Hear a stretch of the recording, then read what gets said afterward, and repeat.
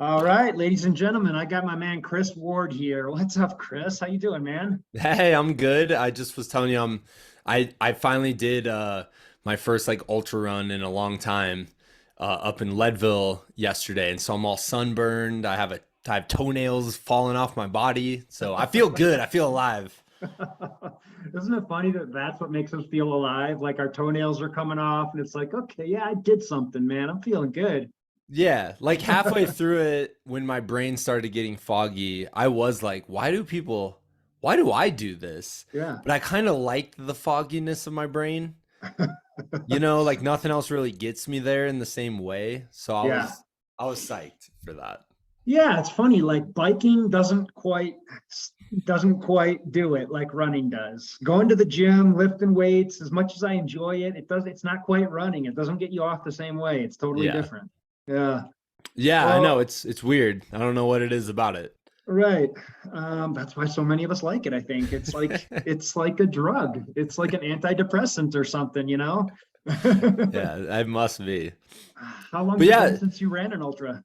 um it's been a while. Like, doing this big film project thing took up a lot of time, and I kind of was at least conscious about the fact like, hey, I can't do this big thing and then also be training for some big event. Like I've been trail running this whole entire time, Sure. and doing some 20 milers here and there, but yeah, like doing like an official thing hasn't happened for a while.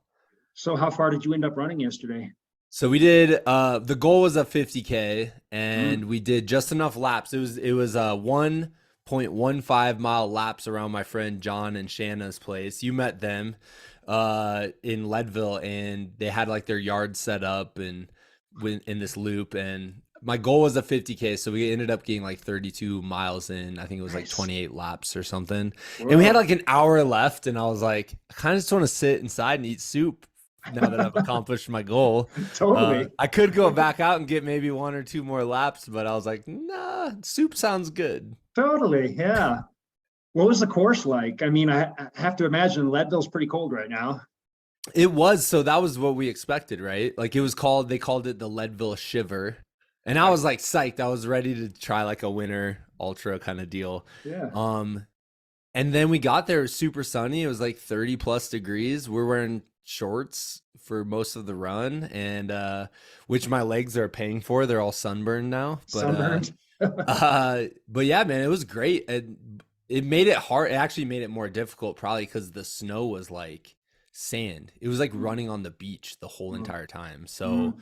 you'd sink in and all that versus like, if it was frozen, you'd have that hard pack that you're Yeah. pushing against. So Yeah. yeah, I don't know. It was really interesting though. I've never ran a looped event, and I wanted my brain to go to some weird places with just running the same mile over and over, and it did, and I was very happy with that. Nice. But it was kind of fascinating because we had named different sections of the 1 mile loop. We had names for each part, Okay. Yep. and as the day went, each like each hour, like the easy parts of the run would change, and that would be the hard part. That's where you'd sink in the snow, Mm, and then mm. the other part would solid or get solid, and then it'd switch, and you're like, how is this, like this was the hardest part earlier and now it's the easiest, Right. and vice versa. Like it was really wild, but it was super cool. It was the super small event, it's just at my friend John's house, and they did an awesome job putting it together. So it was I told him yesterday, I'm like, I'm down. Year two, bring me on. Like that sounds amazing. I'm in. So So this is, you'll have to come up, Adam. yeah, I was just going to ask. This is called the Leadville Shiver. This is an official race now. Like, can we find this on Ultra Sign Up? I don't know if it's an official race or Okay. anything. Okay. Yeah, I'll have to ask John. Maybe next year it will be. It was basically to raise money for oh man, I should know all this stuff. What the foundation is. Give me a second. Stalling. It was to raise money for the Leadville Trail 100 Legacy Foundation. Ah, And so they ended up raising like over $700 for it. oh, So wow. it was That's cool. awesome. That's And there really was a cool. soup cook off inside the house. Soup cook off. So after the race, we tried 5 different soups, put our vote in. Somebody won a medal that said like soup champion. So yeah, it was That's cool, cool. man. That But there sounds was a like fun. couple folks running the 24-hour version, and I woke up this morning and I was like, I woke up at 6 this morning. I'm like, they still have 4 more hours to go. Oh, Like, wow. I could not wrap my head around that at all, man. Yeah, yeah. But I'm sure they couldn't either. They're I like, don't why know. are we still out here? Yeah, yeah. It was two fellow Desert Rats folks, K Okay. Ray and Jeff O'Reilly, just Oh, battling it really? out throughout the Really? night. Yeah, Okay. through the night. So Wow. yeah, beast. Wow. But That's really cool. yeah. That sounds like a good time, man. I'd like to come out there for that. All Sounds right, like next fun. time I'll Okay. send you a message when it's Yeah, happening. yeah. Please do, for sure. It sounds like fun. Well, listen, dude, mostly what I want to talk to you about is this film that you guys have coming out. And I was able to screen it. And in an ideal world, I would have watched it like 1 hour before this conversation. But this conversation came together like last minute. So it's been a minute since I've seen it, but I Yeah. remember it well. And I was just so impressed, man. Like it is such a solid documentary, and it captures this one little week that these crazy people get together in Utah and Colorado and put this thing together. But I'm just curious, like where you're at now, because I remember when you were filming it, you kept telling us like there's a lot of work to be done, a lot of work. Oh, it's gonna be months. It's gonna be a long time before it's done. And so, I kept my excitement at bay a little bit, but of course everyone wanted to see it. Everyone wanted to see the finished product of this thing. And I would assume that everyone feels the same thing that I do, is like, we're so glad we waited, because you guys put some really good solid work into this. And it's like world-class documentary. And from what I understand, you guys are going to be touring this movie at different film festivals and stuff. So I'm so excited for you guys, man. And I was hoping to watch it today. I was planning on watching it before we talked, but I I'm think I'm sorry. still, no. It's all right. It works out the way it works out. But I think I'm still going to watch it again tonight because I want to see it again. Okay. But I'm just curious, like now that this thing is completed and you're at the point where you're going to be taking this thing around and showing it at festivals, like where's your head at now? Yeah, man. Well, so first of all, I have to say I texted Adam and I was like, "Hey, my kids are settled actually, so I'm free right now if you want." Let's do it now. That's Now's the time. the rare occasion in my household is my 3 kids are relatively calm. I'm jinxing it though. Like you're gonna hear them through the wall in a second for sure. Yeah, man. So it was cool. So you were actually out there for the last few days of the filming. It's the first time. It's where I met you at. Yep. And that was an absolute pleasure hanging out. So you kind of knew some of the story a little bit. You knew some of the stuff going in. Yep. But yeah, right now it's going to be a crazy week for me. We are going to be going to our first film festival on Thursday. They're showing it in Durango, at the Durango Independent Film Festival. So we'll be playing Thursday night and then Saturday morning. So I'm headed down for that, to show the movie. I'm very interested in if anyone shows up in the theater. Maybe it's just me sitting in there. We're gonna find out. But yeah, so we're doing that, and then on like March 10th, we're gonna release it online with Robbie Ballinger. If you know who he is, he's an ultra runner. He did this crazy thing called the Colorado Crush, which you would love. You would love hearing about the Colorado Crush. He did all the Leadville series, so the marathon, 50 mile, 100 miler. In between the marathon and the 50 miler, he ran the Colorado Trail. And in between the 50 and the 100, he climbed all the 14ers. Whoa. So that was a couple years ago. So he has a film on his channel. It's called The Audacious Report. He has a film all about that event. And really what their goal is, they started this channel, him and Reese Robinson, who's a really great filmmaker. And their goal is to put out like high level adventure documentaries, and so it kind of seemed like a perfect situation to partner up with them. They're just starting off. They have big dreams, very bold, bold dreams and things like that, which I absolutely love and want to support. And so yeah, so we're going to be releasing it on their channel in a couple weeks, which is really, really cool and really exciting. And we're hoping really to like kind of just bootstrap it, you know. We're hoping to kind of just naturally have people watch it, and if they like it, like we would love if, you know, they recommended it to folks and things like that.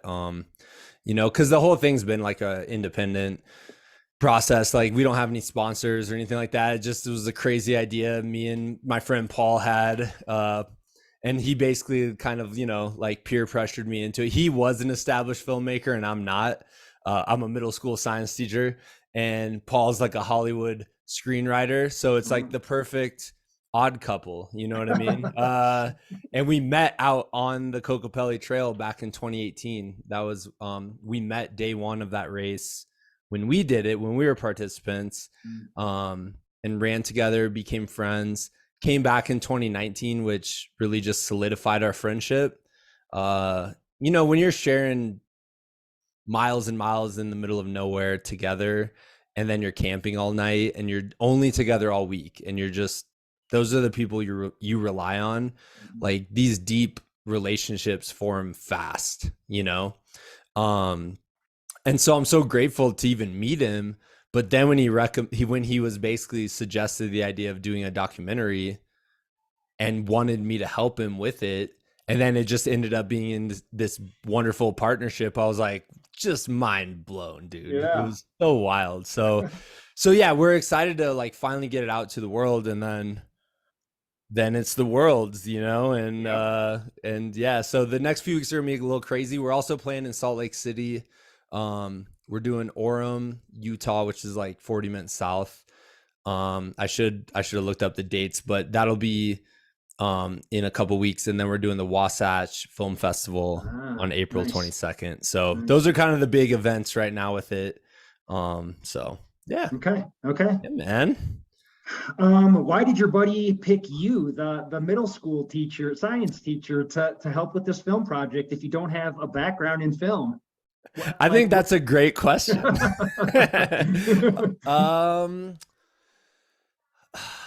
I think, was he set on doing a film about the Kokopelli Trail and this no, particular race? No, he wasn't. Okay. no. So I've done an adventure podcast for the last like 6 years. Like a Bigfoot like podcast. a Bigfoot. I've Yes. interviewed cool people like Hell Adam. yeah. Yes. And Paul, this was all during the like COVID lockdowns, and Paul called me up, and I remember just walking around my yard. Like that's apparently all I did for like months, you know, just walk around my backyard. And I remember being back there, and he called me, and we're just chatting, and he's like so wise. He's like the wise, like Obi-Wan Kenobi of my life, basically. Not to say that he's old. Sorry, Paul. Not that wasn't an age joke. But basically, he was basically like, hey man, I really am interested in doing a documentary. You know, he's a screenwriter, so sure. He's done all scripted stuff. And he's like, I'm really interested in doing documentaries. So if you talk to anybody cool on your podcast that you think would be interesting, like, let me know. And then I just was like, Paul, why wouldn't you just do a documentary about desert rats? Like, we know that these quirky, interesting folks show up. And we know like interesting things happen. It's a week running a ridiculous distance in the desert. And then he goes, I'll always remember like the pause. He just paused for a second, and he's like, why don't we film it? And I was just like, what? And instantly the idea was planted, dude. And once those ideas plant in your mind, you can't get rid of them. The idea's there, and it's almost like, well, now that idea has to come into fruition. Like it just, it had to. And there was like a billion steps we had to do. And I had no idea. We had no idea how these steps were going to get accomplished, but the idea was there, and it just kept digging away. And I was like, I got to get it done. Yeah. So, yeah. Well, obviously, this podcast is called "Do Big Things," so I support doing any sort of big thing. Like, that may means the Desert Rats race, going out there and running the Kokopelli Trail for 5 days, or making a movie, or writing a screenplay, or starting a Yeah. business. Like, I support all that stuff, Yeah. man. So to me, it's just hearing those stories just fire me up. Like, somebody calls you up and says, "I know you have no experience in this, but do you want to help me?" And you're just like, "Yes." Yeah. And the idea, it's like the ideas that are meant to happen are the ones that just keep festering in your mind. And it's like who would Chris Ward be if he would have said no to that? I don't know that he would be a complete person here today if he had said no to that. It is. It's the things. Well, it's the things that scare you and the things that are terrifying because you're like, I don't know why they're terrifying. Maybe you're scared of failing. Maybe you're scared of even putting yourself out there. But it's those things when they scare us, it's actually like the most important things to take on, to do. Because it's our brain, it's the resistance that our brain's giving us is like the resistance, the bigger the resistance, the more important it probably is to you, you know? Mm-hmm. And yeah, you're right. You're absolutely right. Like I think if we wouldn't have taken this on, or if we would have gotten like halfway and been like, we like it's not going to happen, I think there would definitely be regrets on my end for sure. Like I would always for the rest of my life be like, you should have done that, you know? And I don't want to have the should haves. I don't want the should haves in my life. Like there are things that, I'll obviously like start and won't finish all the time, but it's never the things that are like super duper important to me. The things that are the ones that are like bringing about this like absolute love for life and joy. Like those are the things I just have to do and at least see through the end. And whatever the end may be, who knows? Like, but I have to actually like see through it. I think to speak to what you said earlier though, I think the other thing Paul saw in me was just like probably the passion. Like I did that race in 2018 and it changed my life. Like it really did. And I know that's kind of an overly dramatic thing to say. But I did it in 2018. It changed my life. I did it in 2019. It changed my life again. I was like, what? I didn't see that coming this time. Nice. It showed me that I could do big things, like it showed me that if I put my mind to it and my time and my effort and my energy, like it showed me the payoff to all of that. It helped me work through like certain situations in my life that I was struggling with. And part of that was just being out for a week without distractions and surrounded by this wonderful community of people who like I truly looked up to and still look at as like my heroes, basically. Like how we all have like sports heroes. My sports heroes are some of these folks I've ran through the desert with who like you just watch them go through this adversity and your mind is blown. You're like, wow, that was the hardest thing ever. And then you're hearing their stories at camp and you're like, that is crazy. Like, how did you get through that? And like, they're telling you the stories and I'm just like wrapped up in it. I'm just like, whoa.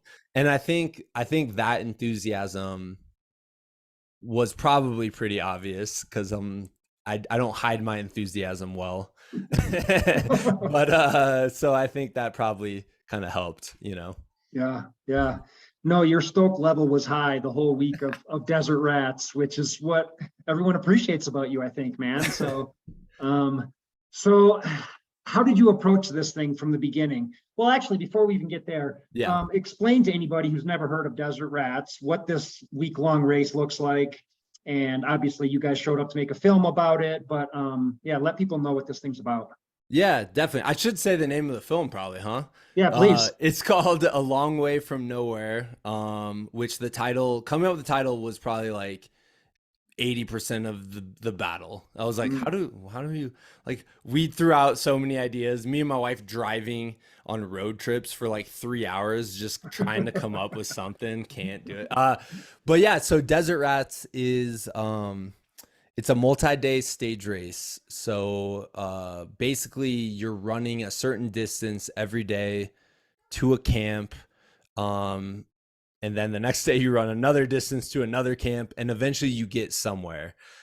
In this race, it is from Fruita, Colorado to Moab, Utah, on the Kokopelli Trail, which I mean, I have to just hype up the Kokopelli Trail. It is one of the most beautiful spots on earth. One of the really unique things about this race is the fact that every single day looks different. You know, like you're in the desert the whole time, but each day has its own unique feel and look. You know, like day one, you're by the Colorado River, down below, like on these canyons. Day two, you're just on the face of Mars. Like that's what it looks like. You're like, there's nothing, there's no plants.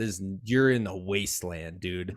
And it's not beautiful, but it is beautiful because you're like, this is what I wanted. I wanted this brutal desolation, you know, through the middle of like just dirt, basically. And that day is so exposed and it gets so hot, and that day's 38 miles is ridiculous. But then by the time you get to day 4, you're in the La Salle Mountains. And I think one of the coolest things for me was I've always loved like movies or stories where someone goes on a quest, you know, like, and you play video games as a kid and you're like Legend of Zelda, like going on a quest. Yeah, hero's journey, man. Yeah. And so day 1, you're running along and you round this corner, you go up this hill, and then way in the distance, you see the La Salle Mountains. And you're just like, we're going to somehow get there on foot. Like it was wild. And by day 4, you're like in the La Salles and there's these canyons and mountains and you're like up in the trees and it is stunning. And then the last day you're going down into Moab and you're on the red rocks. And so every day has this unique feel, which is amazing. And the other thing that I fell in love with was just the fact that, like, you know, you meet everybody on Sunday night and you don't know anybody. Like everybody's an absolute stranger to you.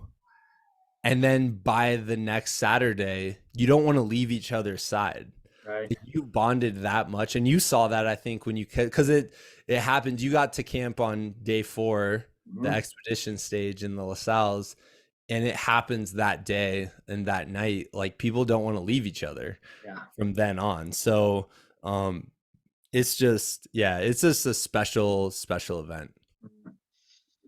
Is it safe to say this is your favorite race? Oh yeah, dude, hands down. For sure. I mean, I love running a mile loop around my friend John's house, but the Kokopelli is pretty epic.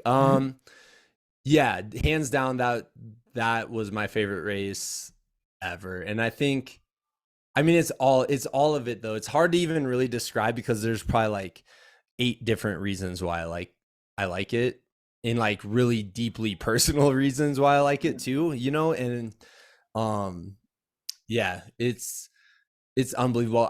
My friend Paul Shearing, I should say Paul's name, Paul Shearing, who co-directed it with me, he said I think it was after our second year of running it, he said, if only everyone on earth could run a stage race, I think humanity would be much better off. Because you're truly supporting and truly rooting for each other, right? You know, and you're seeing people accomplish these amazing things. And they're people, at times it's unexpected. Like if you were at a grocery store standing by some of the rats, you would have no idea, dude. And it's that way in ultra running too. Like you'd be like, I had no idea you had the grit and resilience to like grind out all these ultra marathons. And it's one of the coolest parts about, in my opinion, one of the coolest sports on earth. So absolutely. Yeah, and that is the cool part about ultra running is the runners don't necessarily look like runners, or they don't look like the toughest people in the world. They look like your everyday neighbor, you know, and but they're showing grit and determination, and it doesn't matter about the color of their skin or their body type. They're showing up and ready to grind it out and face their demons and make friends, and they're ready for it all. And it's just, a beautiful gathering of a bunch of different misfits to try and accomplish this crazy goal. And some people make it to the end, and there's sometimes a few people who don't make it, but their story isn't excluded either. It's like it's still a part of the collective journey. Like everyone matters.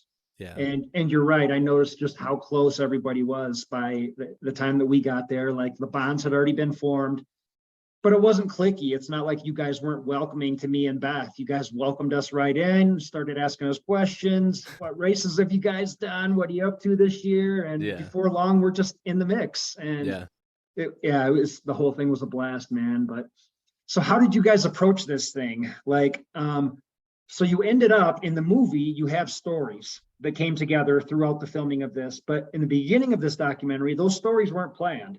So you didn't know what was going to happen. There was a big question mark, I'm guessing, over everything. Like I'm just kind of guessing what you guys were going through in your head, but it must have been like, we may film hours and hours, 30, 40, 50 hours, and there may not be a story there. So this could all be for nothing, but we're just going to give it a shot and see what happens. And sure enough, the stories start unfolding. Yeah, I think we did have like somewhat of a plan, which was we knew the trail.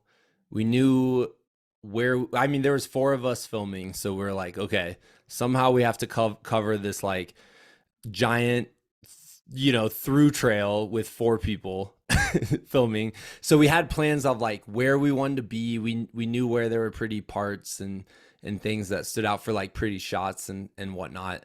We also like just cast a wide net at the beginning. We interviewed so many people, probably like 15 different participants, before the race even started. And then which gave us, the flexibility as the week developed to follow the stories of people. Like if someone went through a really tough time, I mean, there's a part with some feet in our movie. And this guy's feet, this guy, Jason, well, I don't want to spoiler alert the whole movie. Watch the movie, everybody. Watch the movie, but we'll shout out Jason. He's got some feet issues. I talked to him the other day. He's doing good a couple years later. Feet are all good. He's a wonderful guy, like super interesting, fascinating guy, and also had a really interesting race, like a lot of ups and downs and things that were inspiring to watch while we were out there. Like I almost felt like the way we approached it was we were out on the trail the whole time. When we were filming, we were talking to people, we were hearing what was going on with all the racers, and the people who were, having these big stories of pushing through this adversity, ended up kind of being, as the week progressed, we kind of started coming up with an idea of like, who are the people whose stories we're following, And I do want to say, like, I'm always absolutely inspired by every single person out there, so that was one of the hardest things for me was deciding who, because I was like, I wish we could interview every single person.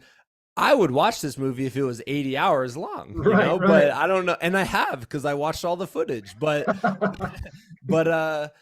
like obviously you have to like make choices and things like that. So, and I mean, truly, like it was happenstance. We happened to be in certain places at certain times where, like we found our friend Phil on the side of the road. Like when we found him, me and Chris, another guy filming with us, we pulled up in the car. He's sitting on the side of the road. It is 116 degrees out. The wind is ripping, dude. It's like 40-mile-an-hour winds, which you'd think like, on a nice summer day, a breeze feels good. Not when it's 116. Like you walked out and you were in like a hair dryer is what it felt like, except the hair dryer was all around you and it was somehow hotter than a normal hair dryer. So we pull up, Phil is just sitting on the side of the road and he's like, it's not like he's like fixing a shoe. It's not like he's like adjusting his pack. He's just laying down, mumbling, like just mumbling to himself about stuff. And I look at his legs and there are goosebumps on his legs. And I'm like, well, that's not good. That's Yeah. like a major sign. He's like 30 miles in. He has 8 more miles to go. It's just, and it was just, he was in a rough shape. But the fact that we found him was pure coincidence, pure happenstance. We just happened to be driving down the road and we found him. And you know, that happened so many times, and I'm sure we missed a lot that happened that, you know, that we weren't around for. Like one of the racers, Sabrina, who is in the movie a bit, who is absolutely wonderful, like one of my favorite humans. She's amazing. But she told me later on, she's like, yeah, I cried every single morning. And I was like, how did we not get that? That would have been great. That would have been great. Yeah, how did we not get that, dude? So the stories happen really naturally. We tried to almost look at it as if we were somewhat like reporters, you know, like you're following the stories and letting like the stories develop, and you follow the ones that are interesting for you, and kind of fall in with kind of falling in with what Paul and I wanted to say about ultra running. Honestly, like when I watch it, one of the things I'm really proud of is I'm like, this is how I see ultra running. Like, and there's a lot of different stories that we feature and a lot of different reasons why people are out there. And I connect to all of these different reasons at different times, you know. Some of it's about healing, some of it's about facing self-doubt, some of it's truly just about grit and resilience, you know. But all of those feelings I've felt in some way or another in an ultra run.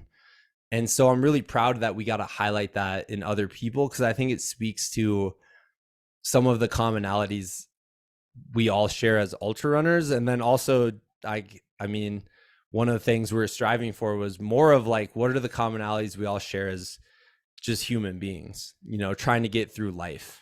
And for some reason, our group of people have chosen this really weird route of like, let's just run for a long time and this will somehow help us get through life. But I think, like, you know, everyone has their hard struggles, and everyone has their times that are devastating parts of life. And, you know, I think it's not necessarily the method of how people handle them, but like what's going through their heads as they're handling those hard times is the common thing, you know. Sure. Yeah. So that was kind of how we also interviewed the race directors like a couple months before the race. And I thought that was beautifully done, by the way you caught Reed at the jiu-jitsu school. And yeah, it was all great, man. It gave great history on those guys. It was beautiful. Yeah. And that was like our second day filming, and we actually Kyla had this wonderful, like, as we were interviewing her, and she's looking directly, like every interview is directly into my eyes. Everyone that you see, I'm like sitting offside to the camera. Everyone's looking at me directly, so it's like going into my soul, you know. So Kyla's talking about like what she sees at this race, having been a race director for, you know, years now, and she hit on something that was so perfectly well said. And I'm just crying. Like, I'm just, as she's saying it, tears are starting to go down my face. And we turn to each other and we're like, well, that's the end of the movie. That's obviously the summary of this whole thing. Like, she just nailed it on the head.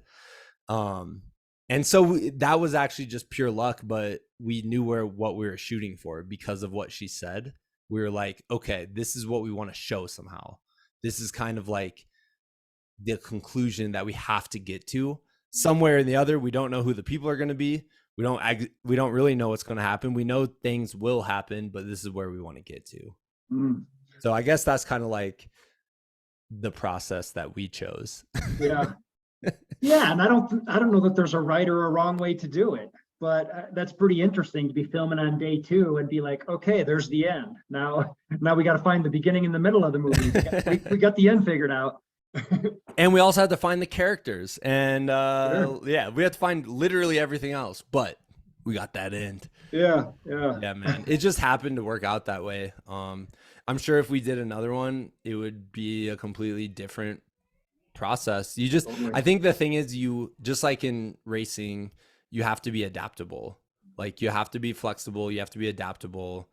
Um, and I was really excited to do this whole project because I wanted to take what I learned in ultra running and at this. I was like, how weird would it be if I took what I learned at this stage race and made a movie about this stage race, you know? And it's all just like these little lessons I learned from running it. Sure. Yeah, So yeah. yeah, yeah. And then, so what was your primary job while making the film? I mean, from the beginning, were you a director? Um, it's just funny. Like, I just feel like it was so, we were all doing all the things since we were so small. But definitely producer, throughout the whole entire thing, which means calling a lot of people, sending a lot of emails, making sure everything's going to go smoothly, and also just completely stressing out that nothing's going to go smoothly. Right. That happened a lot. It was actually a really interesting experience for me, just mentally, was like recognizing when I was getting like really, like, we went out to like Salt Lake City to film a little bit of it after the fact, and that whole week I'm like, it's going to be a snowstorm. Our flight's going to be canceled. One of us is going to make it out there, but the other two people filming like aren't going to make it out. And then what do we do? And then it was just like trying to like do like what I call like a pre-mortem, which is like just figure out everything that could go wrong and figure out what the plan is, which is great to do, but also like most of the time that stuff's not actually going to go wrong. Right. You know, so you're like, I just wasted that whole week like freaking out about all these things that didn't happen, you know? So producer, and then when we were out on the trail, I was filming, but I don't know how to do all the technical stuff. So I had a GoPro, I had my iPhone. And then James, our director of photography, had the super nice camera, the drones, and then Paul had like a long lens camera. And so the film's kind of like a combination of all those looks. But yeah, and then the editing process, we had a wonderful editor named Josh. You probably met him actually. He came out on day 4, Josh Draghi. He was like, dude, that guy's a workhorse, man. Like, this is it. He's one of the reasons why it actually got done. Like, Josh and I talked on the phone every day. We just talked today even, but every day for like over a year to edit it and come up with it. And it's weird because you kind of write it sort of, because you have everyone's interviews and you have all the scenes and you have to just figure out the best way to put all of that together, you know? So it's weird. Like, you don't want to say you wrote anything. Like, I didn't tell the people what to say or anything like that, but you have to put them in an order that makes sense. Yeah. For like a story. You're structuring it. So in a way you are sort of writing the story. Yeah. And it's super weird. So, yeah, anyways. So yeah. And then, yeah, co-director, producer, but like I said, everyone kind of did everything. So it got weird. Like, the last few weeks is like, what do we, when we're doing the credits, we're like, what's the credits? And we're like, I don't even know. So, Everything, everybody, everybody. everything. Yeah, exactly. So yeah, but yeah, I'm beyond proud of it, dude. Like, I mean, obviously the movie's perfectly designed to entertain me, you know, as a film watcher. Sure. Because I'm like, yeah, every part is exactly what I want. So right. whatever I want in a sports movie, this is what I want to see. But you're a fan of sports movies and documentaries though, right? I'm a huge fan, man. I could That's watch sports documentaries about literally anything, you know? Mm. And I'm about to test it out because Netflix started this golf thing.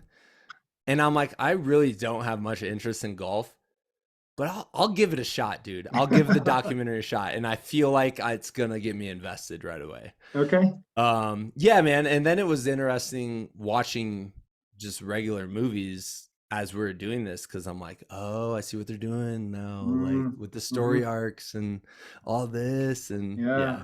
yeah. Yeah. Yeah.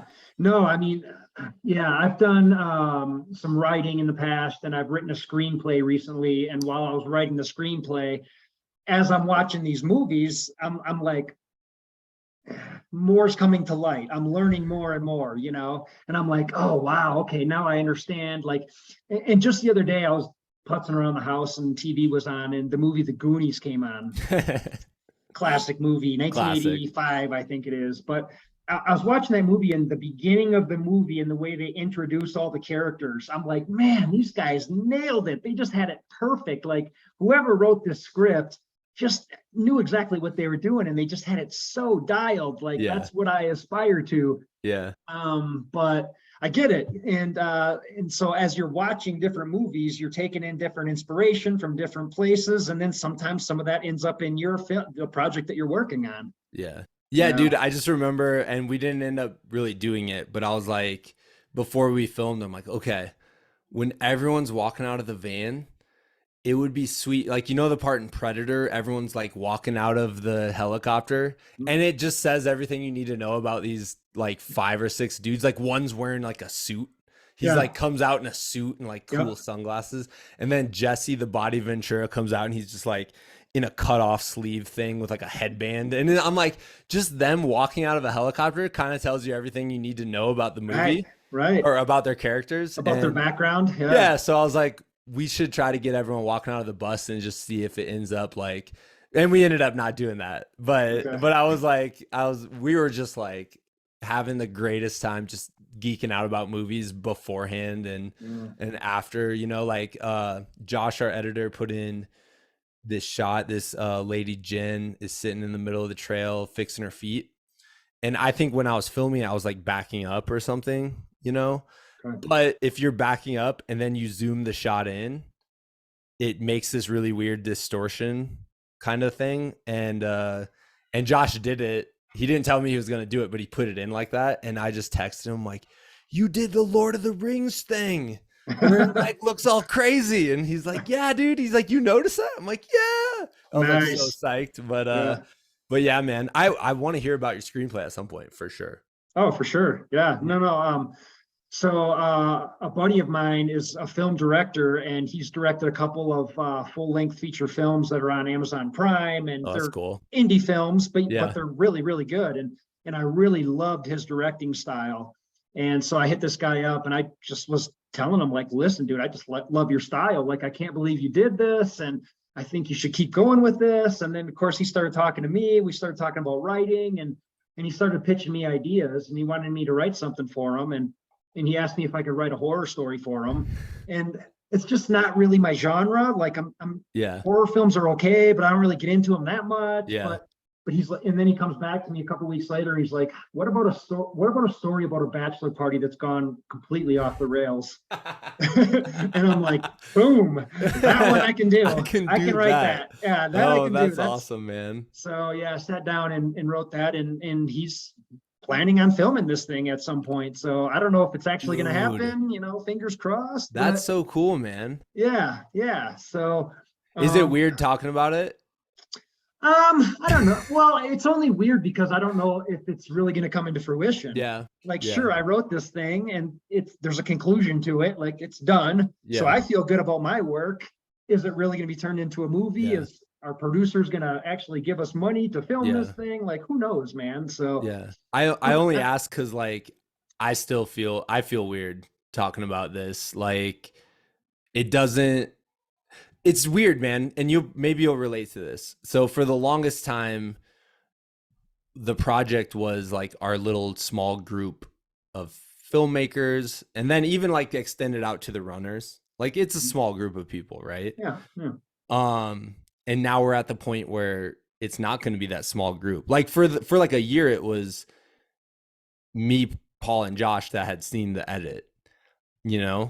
And so for a year, it was 3 of us, and we would geek out about it and talk about it, and we were like talking about the smallest little details for a year, and then all of a sudden we ended up showing it to all the runners and people who helped make it, and then it was just this really weird feeling because I'm like, oh, it's not just this like private thing we're working on anymore. Like now Mhm. it's like other people's, you know? Sure. And I have to imagine when you're writing like a screenplay and it's just you and maybe like the people you've shared to like get some notes or ideas, but it's just you and you've like invested all this time, all this heart, all this energy into it.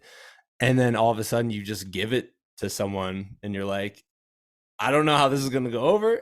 Like it's just it's an interesting part, like part of this process that I did not, that was the part of the process I did not see coming at all. I was like, whoa, I never expected to have this really weird feeling of like, it's just our small private thing, even though like ultimately the goal was always for it, for people to see it. Hmm. But then you let people see it and you're like, oh, now it's not just our thing anymore. Like, I don't know. Hmm. It's weird. It was so weird. Yeah. Um, well, like, what was that feeling like for you? I'm interested in that feeling because I like the first time anybody read any of my long pieces of whatever that I wrote, I felt very exposed and very Uh-huh. sort of Yeah. naked. I'm like, here's what's inside of me almost. And it's almost like embarrassing. You feel very shy. It's like, here's this thing, and I really don't know how you're going to receive it or Yeah. respond to it. And you Yeah. can receive it and respond to it however you feel, however, according to whatever. But yeah, like it's just a very unnerving feeling giving that thing away and knowing that some people are going to get it and some people aren't going to get Yeah. it. And some people are going to judge certain things of it. And That you yeah, didn't intend or whatever. totally, totally. Yeah. I mean, is that It's how you felt, like exposed after people started seeing it?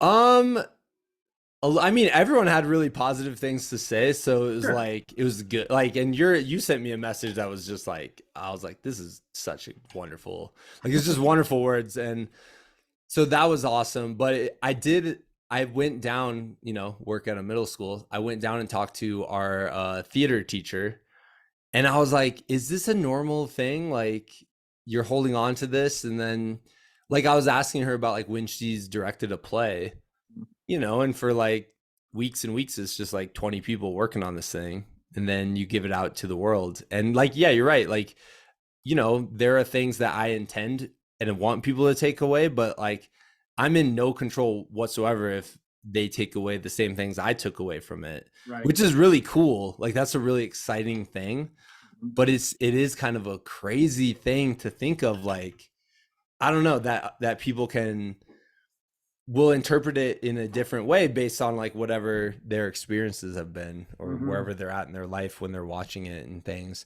um I showed it to our staff at our school, Mhm. and I was just sweating the whole time I'm in the back because I'm like, okay, we screened it in Breckenridge for for a lot of the people who were in it, which In the was race. the apex of this whole event. Really? Amazing weekend, That's dude. cool. That's It was cool. so amazing, like just being with the people it's about. Mm. And some of the stories are very personal. And my friend Phil is in there sitting right behind me with his kids. And it's a Mm. very personal story. And I'm like just holding his leg. He's like sitting behind me, like holding his leg. Cause I know how we presented his story. Um, and I'm looking, my daughter is just staring him down. She's just like, I'm like, Harper, stop looking at Phil. Mm. Stop it. And she's like, I just want to make sure he's okay. And Right. he's like, hugging his kids and everything. And it was just, and he said it was very like wonderful to see, like, but obviously very emotional. I'm hearing people in the front like crying at certain things that are going on. I'm like, oh my God, like, I hope no one's going to be like, I don't know, but so that was the apex of it. But then I'm showing it to my staff at my middle school, and I'm like, these people know none of the people. Like Right. my staff they're not connected to this in any way except through me. And so I just remember going up to my friend Chris, who helped film it with us, other science teacher, and just quoting Back to the Future. And I'm like, what if they don't like it? What if they think I'm no good? And Chris just started laughing. So we just laughed so hard because I'm like, it's kind of a silly thing to even like, what does it matter? Like, Right. you know? Right. So once you say it out loud, it's just kind of a funny thing to think about, but Totally. But I understand like the responsibility of telling, like, for instance, Phil's story. yeah, You don't want to do him an injustice no, because he's got a good story to share. yeah. And if you capture it perfectly, it's going to be beautiful on film. But if you miss a little piece of it or cut out a part of the interview, like it wouldn't have been the same. It would have been different. And you could have done him an injustice that way. So Yeah. it's like you have a responsibility to these people that are in the film too, to sort of represent them accordingly.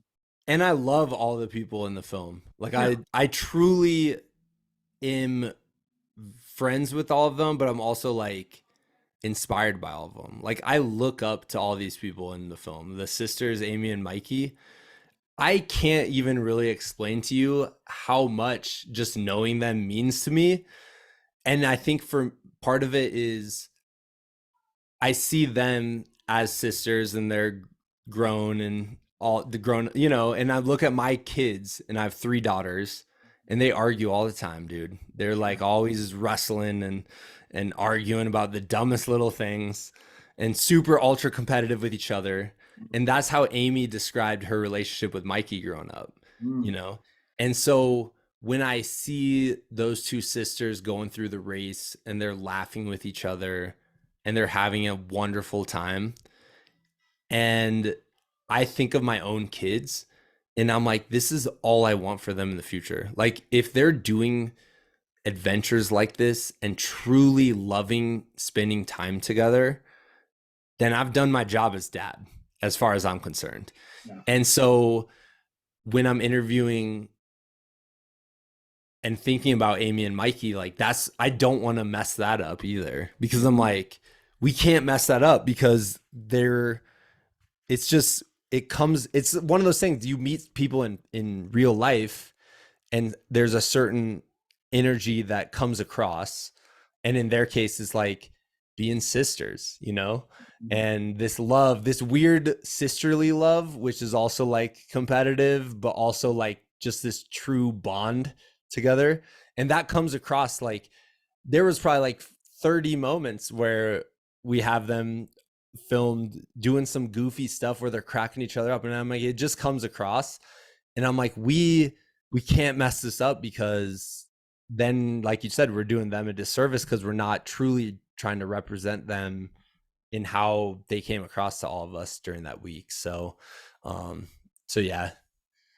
Yeah. So I guess, yeah, what I was getting to is I understand like the who cares what people think about it, but we care deeply about what people But we think about also it. care. Yeah. But that's all we care. Right, right. So Yeah, I get man. it. I get it. It's a tough spot. Uh, what was some of your favorite parts of filming? Filming was the best. I mean, I love the editing process. I found it fascinating. Dude, I got a free film school through this whole thing, Oh you yeah, know, that even though I yeah. still know none of the technical. I have to be like, call up James, our director of photography, like, how do you film things? Like, but the filming itself was just the best, man. It was just an adventure. We're out in the desert with walkie-talkies, and I'm like, this is the whole reason to do anything is just to be a kid and have walkie-talkies, you know? Right, right. And we're just out there and on this in this beautiful location. We get to be there all day long.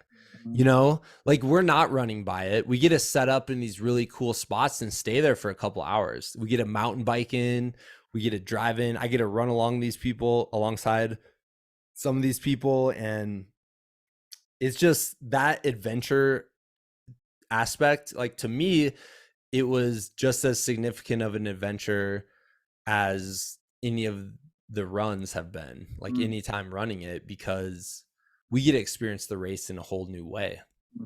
And we get to stay on this trail, which I love, and I've found so much like meaning in my life. We get to stay in these spots for hours and hours and hang out. And you know, the people filming with us are like some of my best friends in the whole world, and then the people we're featuring are these just athletes that I look up to. So I'm like, you put all that together, dude, it was an amazing week. Yeah.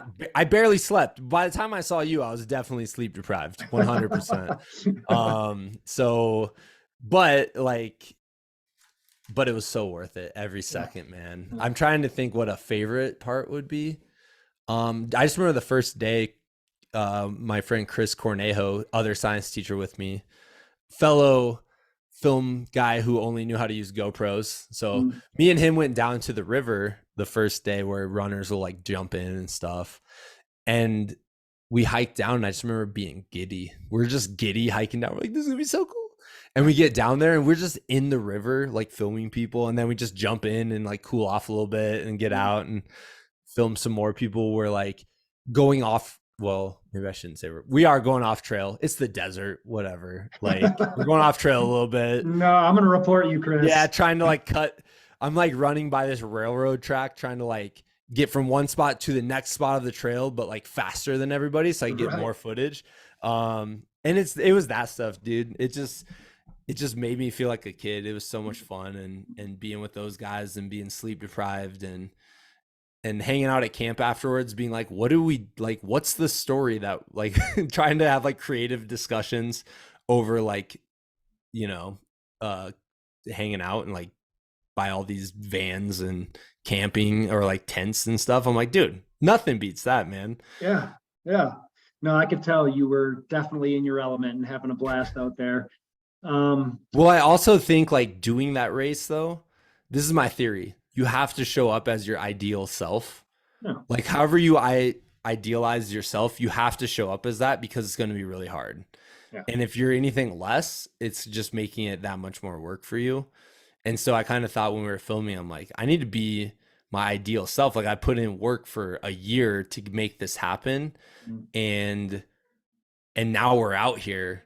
So like, let's just have a great time while working really hard, So. Putting in the work a year beforehand. What does that mean? What does that look like? Yeah. So it started with Paul and I, and we're like, okay, we need to find a director of photography. My friend Peter made this amazing soccer documentary back in like 2014. And so I called him up. It's called American Football. Everyone should watch it. It's really good. It's like if Anthony Bourdain traveled through countries, but instead of food, it's based on like soccer. Okay. And they traveled, him and Peter and 3 of his friends traveled through Mexico, Central America, and South America for 4 months leading up to the World Cup in Brazil. And they were just exploring soccer and culture and how they kind of coexisted. But I called Peter and I was like, how do you do this? And he's like, you need a director of photography. I'm like, okay, sweet. So then we just randomly found this guy, James. I interviewed this athlete, Kate Boyle, who set the FKT on the Kokopelli on her bike. And she just happened to mention, yeah, there's a documentary crew out here filming. And I was like, oh my God. I'm like, really? I was like, that we want to do a documentary on the Kokopelli. And so she gave me James's contact stuff, talked with him. So yeah, we had to find that, just people to help us really. We had to get people invested, like financially, not financially. It was just invested. Like James, it was like, hey man, like we're doing this crazy thing on the Kokopelli. He's like, what is this? He's like, I don't get it. People run and camp out. And I'm like, yeah. I'm like, you'll get it, dude. Like you'll get it because it is a life-changing event for the people who do it. And he was like, okay. And he was excited for the adventure and things like that. He wanted to, when he filmed the FKT, they were only on the trail for a day. He's like, oh, I got to be out there for a whole week. That's going to be super, super fun. But then day 2, when it's 116 degrees and people's brains are melting on this road, this god awful, never ending road. And James is driving his van around. And I just remember at a certain point, he gets out of his van and he comes up to me. He's like, dude, he's like, I get it now. He's like, I get what you guys were saying. I'm like, right? He's like, this is insane. This is insanity. And I'm like, I know it is insane, right? And so it was so cool. Like, yeah, getting him on board. We called all the racers, talked to Reed and Kyla, filmed some stuff beforehand. So yeah, it was a lot of discussions with Paul and I of like how we wanted to approach it, um and what we needed to do to film a documentary, you know. Like you kind of don't want, it's the what is it, the like quantum physics, like if there's an observer it messes it up or something. I don't Mhm, know, I'm a mhm. science teacher, I should know that. But we didn't want to have like the observer effect, you know, like I was really concerned with like us showing up messes up the dynamic of the race somehow. Sure. And I don't think it did. I'm pretty sure we just kind of like fell into, you know, being part of the rats as they progressed through the desert. Like we just became part of them because we're also hanging out at camp and we're laughing and joking with people every night and things like Mhm, that. So mhm, mhm. so yeah, it was a lot of work though, man. Yeah. Well, yeah, no, when you explain it that way, it sounds like it. And no, I definitely don't think that you contributed to any the runners ruining their experience or anything like that. If Yeah. anything, I think that you guys enhanced it because you guys were all so positive and you guys were having so much fun and your energy was so good. Yeah. And then months and months later, after everyone's done running and gone home and gone back to work, then the film comes out. And then they get to go back and revisit it, and they've got this beautiful film that they can watch over and over again. Yeah. So I mean, no, in no way did you guys hurt any of the runner's experience. You guys enhanced it to Yeah. the nth degree, and you guys did such a good job with it. Yeah. We were really bad at cheering. Like watching, when I rewatched all the footage, I'm like, we're just cheering over a lot of this. Like us just like, yeah, go get them. Woo. Like, but I don't know. That was Yeah. part of it. So Sure, yeah. So has this sparked the filmmaking bug in you? Like, is there going to be other films in the future, or was this like a one-time project just for personal growth, or how do you look at this project? it started off as a one-time project for personal growth, for Okay. sure. Okay. Um, Here's the thing, man. We talked about ideas earlier and how Mm-hmm. they just like they're there. Mm-hmm. And some ideas you can shake. Some ideas you're like shake off. You know when you go for a run, you can start having these great ideas. Right. Like I don't know about you, but I have such good ideas on my runs. Yeah. I'm like running along, I'm like, that's genius, dude. And Yeah. then I'll like type it in my phone really quick. And then I'll get home and look at it and be like, what in the world was I thinking? Like, what is this supposed to kind be? kind of mediocre, not really genius, but Yeah, okay. or I'll like try to explain it to my wife and she's like, I don't understand your idea. I'm like, it's here. Like I got it. It's fully formed. Um, so there are those ideas. Then you just shake them off. No big deal. But there are like after doing this, there's a couple ideas that have like stuck with me and I can't shake them out and I keep trying. Let me tell you, dear Lord, I've been trying to shake them out. I'm like, get out of here, ideas. Um, and they just don't go away. And I'm Mm, like, oh gosh, like, does this mean we have to at least give this a shot? yeah, Like, yeah. and but I'm also like conscious enough, like, I I need time away from doing it because it was all consuming. Hmm. You could ask my wife. She's like, this is all this guy talked about for like a year, Mm, basically. yeah. So yeah, I'm conscious enough to know that I do need a different phase of life for at least a few months or a year or Sure. so. But I do have other ideas, yeah. Nice. So we'll Nice. see. We'll see what happens. Yeah, yeah. Looking forward to it, man. It's kind of nice though, because I'm like, I don't know, let's say someone sees it and they're like, whoa, that was really cool. Like, we want to help you out. Then I already just a couple right now I could just Yeah. throw at them. Right, But right. Yep, yep. yeah, I think one of the things I'm really proud of though when I look at it is we were able to feature like what 99% of runners are, which is just regular folks. Like we didn't, and granted, there wasn't like any like professional sponsored runners Mm, at Desert Rats. You know, right. it's a small event. It's like 20, 25, 30 people.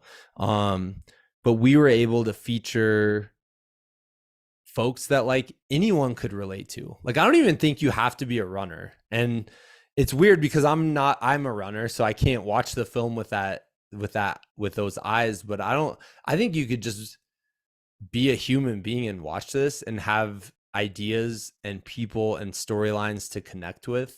And I'm really proud of that because I think there's a lot of running films that I love, but a lot of them that are like these sponsored, elite athletes, which is so like, they always inspire me for sure, but it's harder for me to connect with because I'm like, I don't have the time to train like that. I don't have time to like put in the amount of like miles or the effort, like I watched some of the efforts of like Jim Walmsley and I'm like, that would break my body, dude.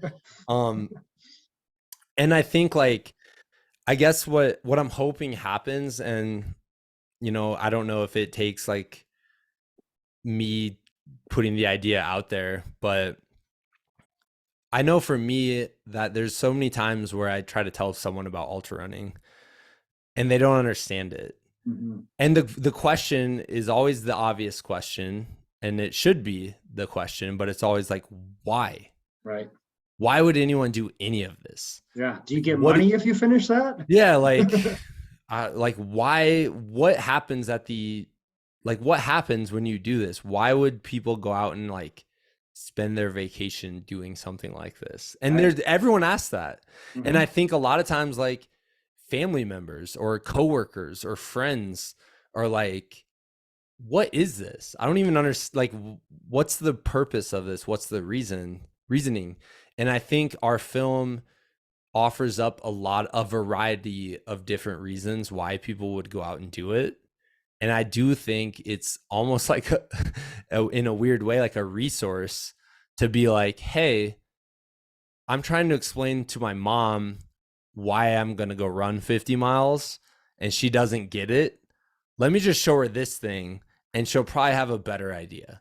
Right. You know what I mean? Cause like, I know for me, like it took family members like being out there and watching a little bit to kind of wrap their head around it, and then seeing how it like affected me and how it made me a better, calmer person to like actually jump on board with like the support, if that makes sense. So I'm kind of hoping like, hey, like if you're an ultra runner and you have people in your life that are like, I don't get this, like it's hard to explain it just through words. And this is coming from someone who's done a podcast for a long time. Like it is hard, like it's hard to explain it through words, but like if you watch something like this, it might just be able to open people's eyes a little bit and maybe inspire them to try like a bigger adventure in their life, whatever that may be. Totally. Yeah.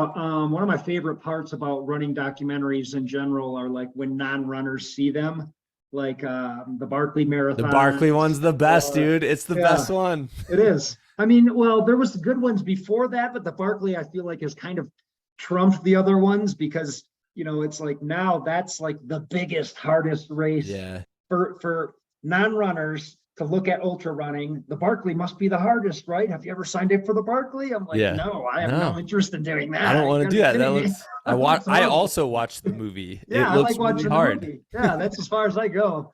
No, I would say so. For me, I'm trying to think of my favorite ones. The Barkley one's way up there. I love that movie. Brendan Leonard's How to Run 100 Miles is perfection, dude. That one's so good. About his friend Jason. Have you seen that? I don't think I have. Dude, oh my gosh. It's a shorter film. It's 30 minutes. He's Brendan's the guy who writes Semi Rad, which is my favorite blog outdoor. It's my favorite outdoorsy thing on the internet, hands down. He's so funny, but nails it, dude, every time. So How to Run 100 Miles is great. I loved Desert Runners, if you saw that. Yeah, seen that. And that was about the For Desert series, also about stage racing. So definitely like, and that one's great. That one was fantastic. And then Running the Sahara, if you ever saw that. And I love Ray Zahab is just a fantastic dude, and he's one of those three insane people who decided they were going to run across the Sahara. So I think those are like probably my favorite. But I watch a whole bunch, and I always find things to love about them. You know, there's always things that are, and especially this time of year, I'm in the middle of winter. Mhm. It's February right now, Yeah, or yeah, almost March, but I'm like, I'm gonna watch all these adventure films and just dream of a day. totally, totally. Yeah, man. And yeah, that's the cool part is you're coming into this saying humbly, like, I'm not a movie director. I'm just a fan of documentaries and sports docs, and I'm just throwing my own hat into the ring, which is kind of what I like about this. Like, um, the same way I, I, yeah, I mean, you're just coming into this humbly. Like, Yeah. I'm not a film director, but I'm a huge fan of this sport. I'm a huge fan of this race. I'm a fan of these people, and I just want to get this story out there. Yeah. So, I But mean, that's I think the thing that I'm super grateful that maybe not everyone has is a friend like Paul. Like Paul's been doing this for 20 years. He's been making films for 20 years. And we need those opportunities. I think that's the thing. Um, I'm incredibly grateful for that and definitely humble, but I also am very cognizant of the fact like I had the opportunity. Like when he told me that and he said, "Mate, what if we do it?" And he said, "We." And he said the big we in my life. I was like, "What?" yeah, the But we that changed the everything. we that changed everything. When he said that, like I instantly was aware of like, oh, this is an opportunity. This is an opportunity that not a lot of people will get. Mhm. Is a very talented, creative friend who's gonna bring you along for the ride, you know, and open these doors. I always think I had this mentor growing up when I coached football named Bruce, and Bruce was another very wise man. I love this guy. And he wrote a blog post once, and I remember reading it. And it was just about open windows, and it was just these times in life where something's available to you, and you get to decide: are you going to go through the open window, or are you going to hang back, and eventually that window is going to close. And that was very much in my mind, and so I'm very grateful and lucky to have literally ran into Paul. Like I don't know if I actually ran into him, but I was running. Like I have a picture on my phone of probably like a minute before I said hi. Like I just took a picture of the trail, but Paul's standing there. I'm like, that was probably a minute before I actually like talked to him. Um, so I'm very lucky for that. And it was a complete honor to work with every single person on it. But to have Paul be like just the instigator, and also just like, I mean, the dude is unbelievable. So some of the notes he was given, like I have like a whole printout of notes that he wrote up, and it's like wonderfully written notes. Mm. Like it's not just like cut this, put this in, cut this. It's like he'll say what to do and then explain why in like a wonderful, beautifully written paragraph. I'm like, I want Paul to sign those notes someday. Like autograph. But yeah, so definitely super humble. And also just very grateful for the friends and the relationships and the collaboration that has been this whole entire thing. So Yeah. yeah. Well, you made a beautiful film, man. Congrats. Thank you. Where can people see it? Yeah, so people can see it online on the Audacious Report on YouTube, or you can just type in A Long Way from Nowhere.